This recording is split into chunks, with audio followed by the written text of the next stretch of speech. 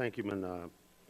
H.R. 3687 amends the National Historic Preservation Act to provide federal agencies managing property with the authority for the purposes of national security or military readiness to prevent or remove listings under the National Register of Historic Places, World Heritage List, and the National Historic Landmark designations.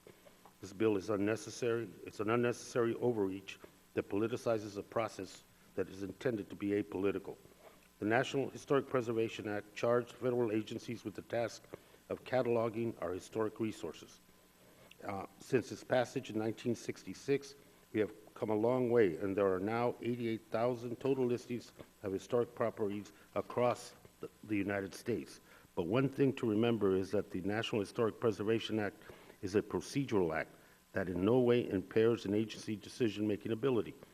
Once a property is listed, the federal manager must consider its historic character before making decisions. That doesn't mean that the decisions are impaired or hampered. In fact, the Department of Navy testified last week before the Public Lands and Environmental Regulations Subcommittee and was unable to provide an example of a National Registrar listing or National Historic Landmark designation getting in the way of national security or military readiness. They were even able to provide examples of properties that were demolished despite being listed on the National Register. I recognize this bill is a reaction to a specific situation in Mr. Issa's district, but it is so out of character for him to use a meat cleaver when a penknife would be an appropriate tool.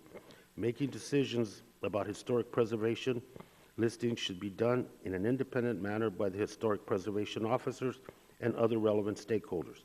Amending the National Historic Preservation Act threatens the integrity of this process and jeopardizes the progress we have made since the landmark law was passed.